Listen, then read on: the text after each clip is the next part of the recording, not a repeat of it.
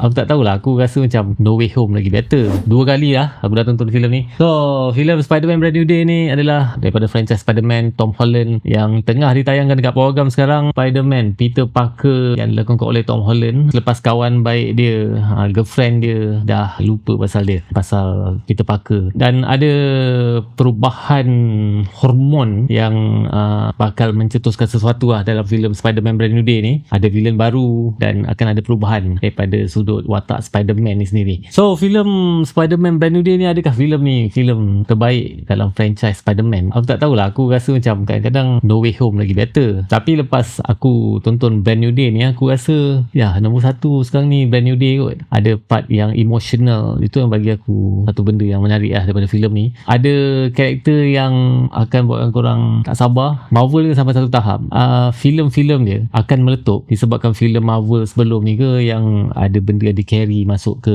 filem Spider-Man ni, ataupun mungkin filem yang akan datang yang dah pun digembar-gemburkan, ada benda yang diorang carry daripada filem yang akan datang ni ke filem ni. Tu benda tu yang ramai yang teruja. Mungkin benda tu juga yang buatkan aku rasa selepas aku tonton 2 kali filem ni, aku suka Spider-Man Brand New Day yang lagi. Macam biasa, rating aku untuk filem ni, korang boleh tengok kat website Kau Tak Nyaman. Dekat sana korang pun boleh bagi review dan juga rating untuk setiap filem ataupun series yang korang dah tonton. Adakah korang dah tonton filem Spider-Man Brand New Day? Cuba komen kat bawah. Nyaman.